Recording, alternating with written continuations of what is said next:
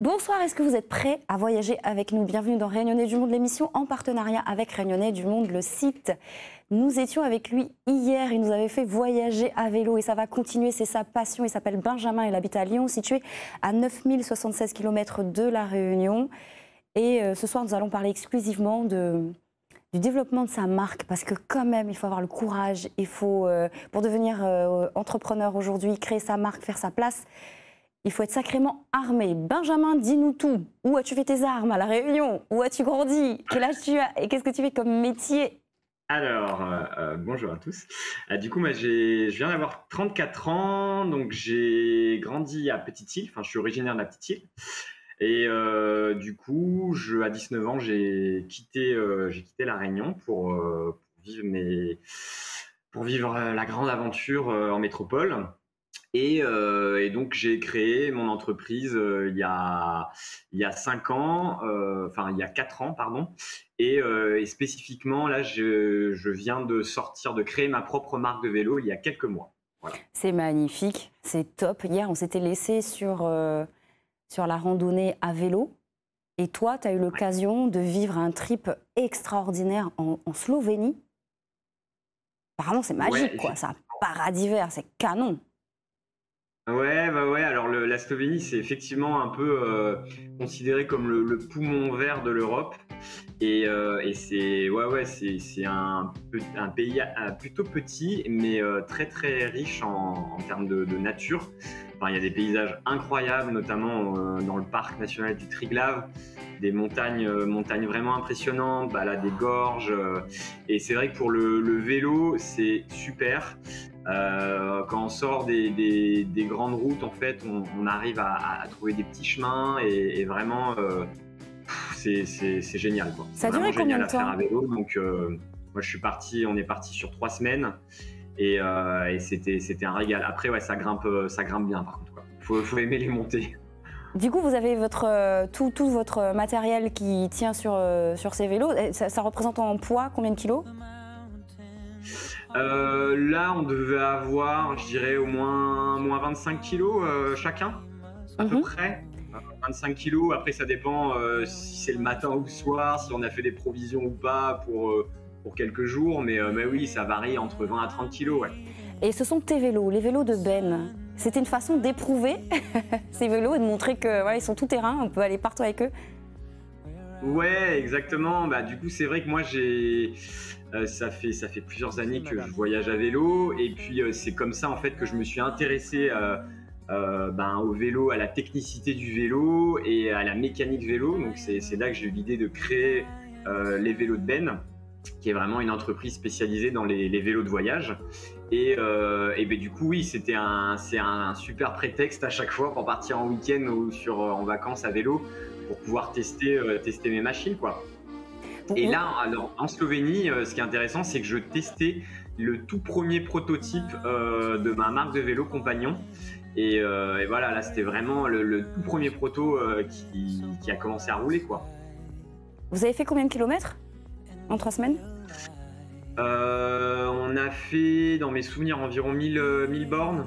Et puis en dénivelé, 15 000, 10 000, 15 000 mètres de dénivelé à peu près. Et est-ce que vous avez eu des soucis techniques, je sais pas, une roue percée ou des choses comme ça, ou est-ce que les vélos de Ben, c'est...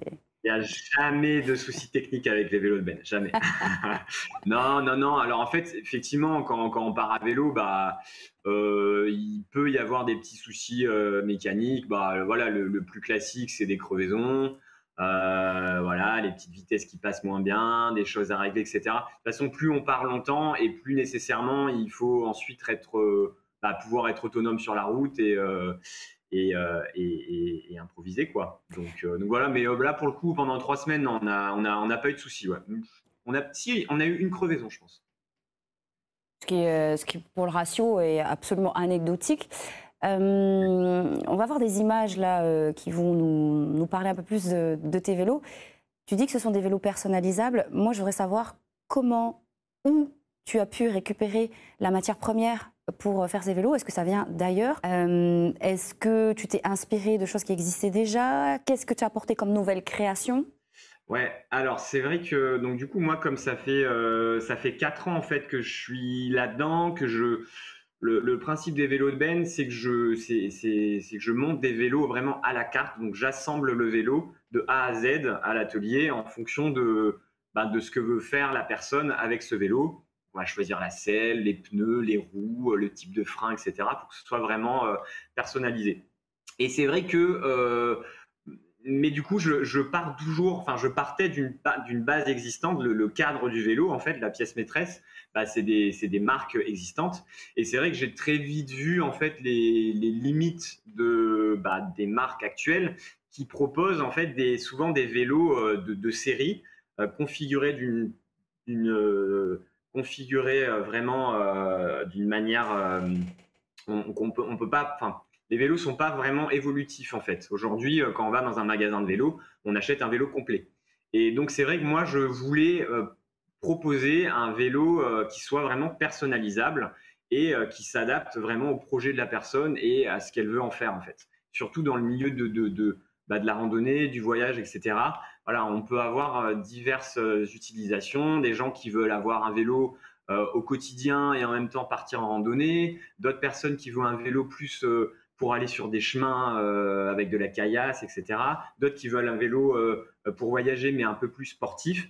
Et donc du coup, voilà, là, avec la marque de vélo compagnon, on peut vraiment avoir un vélo personnalisable qui répond aux attentes des personnes, quoi. Et tout ça, ça se fait dans ton atelier. Là, on a une photo où tu es dans ton atelier. Tu es tout seul? Ouais, ouais, alors je suis tout seul. Je suis en train de m'associer avec un ami, du coup, sur le projet. Mais oui, là, tout l'assemblage en fait du vélo se fait à Lyon, dans mon atelier, par mes soins. Et après, donc les composants, ben, il y a pas mal de composants qui sont de provenance étrangère, forcément, parce que le marché du vélo, c'est un marché mondialisé, hein, donc tous les composants de la transmission, etc. Bon, ben, ça vient pas d'Europe. Après, du coup, j'essaie dans la mesure du possible de proposer des composants soit français, soit européens. Et c'est aussi l'intérêt en fait de partir sur un vélo personnalisable, c'est que du coup, en fonction du budget de la personne, je vais lui proposer en fait des composants soit français, soit haut de gamme, soit milieu de gamme, en fonction pour s'adapter aussi au budget, quoi. Ok, deux questions. Les budgets, ça peut partir, c'est quoi la fourchette? Et la deuxième question, sur un vélo, en heure, ça représente combien de temps de travail? Alors, en budget, on commence à 1 900 € et en fonction des options qu'on va choisir sur le vélo, on va pouvoir monter à 2007, 2008 et avec on a aussi des composants un peu plus spécifiques où là, on peut monter à 3000, 3005. Mais globalement, ouais, c'est aux alentours de 2000, 2300 €. Et en termes d'heures de travail, l'assemblage du vélo, en sachant que ouais, il faut compter environ, ça va dépendre du vélo, mais entre 4 à 7 heures de montage, je dirais, pour assembler le vélo de A à Z. D'accord. Et puis je vois que visiblement, il n'y a pas d'assistance électrique. Est-ce que tu en fais avec ou pas? Il y a des demandes dans ce secteur? Parce que tous les vélos qu'on a vus là, j'ai pas vu le gros bloc moteur dessous. Enfin. Ouais, et ben écoute, si c'est prévu justement, il y a une version électrifiée qui va prochainement sortir. D'ailleurs, là dans l'atelier, il y a justement un proto qui est électrique. Et ouais, l'idée c'est de pouvoir proposer une version avec un moteur au pédalier et deux types de batteries en fonction de l'autonomie que va avoir la personne. Ouais. Parce que ça permet d'ouvrir ton portefeuille clientèle du coup, parce que là, quand on part à voyage à vélo, c'est peut-être, tu vois, c'est qu'on a ça dans les veines, etc. Le fait de savoir qu'on peut avoir une assistance, ça soulage un peu, et puis peut-être les plus frileux peuvent se lancer dans cette aventure en n'ayant pas trop d'a priori. Exactement, moi j'étais très arrêté il y a quelques années sur l'électrique, j'étais contre quoi, et c'est vrai que je suis en train enfin voilà, je me remets en question parce que je me rends compte que l'électrique ça permet aussi à des personnes qui sont un peu moins sportives ou enfin ça permet de mettre en confiance en fait les personnes et les motiver à faire des exercices et surtout de partir à l'aventure quoi et d'être assuré parce qu'on a une assistance électrique quoi. Et donc, pareil, après, voilà, moi, je suis vraiment orienté dans le voyage à vélo, mais il y a aussi une dimension vélo taf, où aujourd'hui, oui, le vélo électrique, dans la mesure où, enfin, peut se substituer à la voiture, en fait. Donc, oui, tu es complètement dans la transition écologique. Tu proposes une solution très claire. Au lieu de prendre l'avion, par exemple, on peut se faire plaisir avec un vélo, on peut bivouaquer, on peut de nouveau être en connexion avec la nature et être minimaliste tout en ayant l'essentiel. Et ça, franchement, c'est un super message et on en a besoin. Et ça te permet aussi de faire des rencontres. Tu as rencontré des personnalités, des gens qui t'ont marqué là pendant ton voyage? Alors, effectivement, de toute façon, quand tu voyages à vélo, moi, ce qui est génial, c'est que du coup, effectivement, tu as le côté très nature, voilà, tu es dans des endroits très chouettes, tu passes des petits villages. Et c'est vrai que tu as aussi enfin, c'est très propice à la rencontre, déjà parce qu'en fait, le support lui-même, l'outil, le vélo avec les sacoches et tout, nécessairement, les gens en fait vont venir beaucoup plus facilement vers toi. Et c'est vrai que j'ai fait des super rencontres et c'est génial. Et c'est pour ça aussi que j'ai appelé la marque Compagnon. Parce que déjà, bon, alors ton premier compagnon quand tu voyages à vélo, c'est ton vélo, parce que tu es dessus pendant des heures, quoi. Et c'est avec celui avec lequel tu partages le plus de choses, mais aussi il y a les rencontres, en fait, les rencontres de voyage qui sont pas négligeables et qui fait que ce qui te pousse toujours à aller plus loin, en fait. Et la relation avec La Réunion? Tu es parti, si j'ai bien compris, à l'âge de 19 ans, mais ta culture, t'as grandi à Petite-Île, ta culture, elle est réunionnaise, elle est ancrée. Les parents, par exemple, comment ils ont réagi? Pépé, Mémé? Quand j'ai décidé d'être à mon compte. Quand tu as décidé d'être à ton compte et puis quand tu es parti vers cette aventure. Alors, par exemple, sur la photo, on a qui? Alors là, du coup, il y a mes parents, mon papa et ma maman.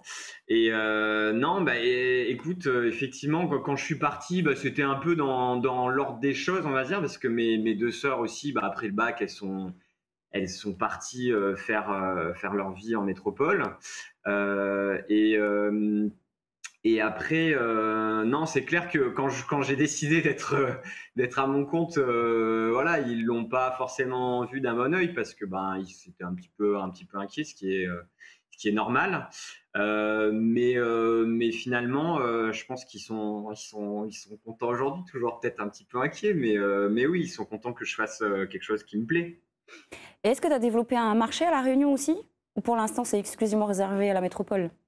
Parce que Nénat amateur de vélo ici, hein, et Nénat côte pour monter aussi. Ouais, c'est clair. J'aimerais bien, sur le long terme, pourquoi pas, ouais. L'idée, c'est vraiment de développer la marque et de faire en sorte qu'il y ait le plus de compagnons possible qui se retrouvent partout en France et dans le monde. Donc oui, après, pour l'instant, forcément, je pense que ça va être potentiellement un peu compliqué en termes de transport et du coup de coûts. Mais c'est quelque chose, voilà, je suis pas fermé là-dessus, ouais. Tu es au début de l'aventure, ça fait que 4 ans et pourtant déjà ça fonctionne bien, je vois tous les vélos, j'imagine qu'il y a pas mal de commandes. Et vu ton sourire, en fait, tu n'as même pas besoin de me dire, ça se voit que tu es bien et que ça fonctionne et que tu tiens le bon bout. Est-ce que tu as un message à adresser aux Réunionnais avant la fin de l'émission? Écoute, ça peut être un peu bateau, quoi, mais voilà, si vous avez envie de faire quelque chose, faut oser, quoi, faut y aller parce que pour rien regretter, en fait, pour rien regretter, d'essayer. Si ça marche pas, c'est pas grave, et si ça marche, c'est génial, quoi. Donc voilà. Et c'est de vivre ces aventures, quoi. C'est top. Aujourd'hui, on est le 21 juin. C'est aussi la fête de la musique. Tu prends des cours de percussion et tu es aussi dans une chorale. Voilà, on a tout dévoilé. Je te fais des bisous. Profite bien de la fête de la musique. On t'embrasse et on te dit à très très vite, Benjamin.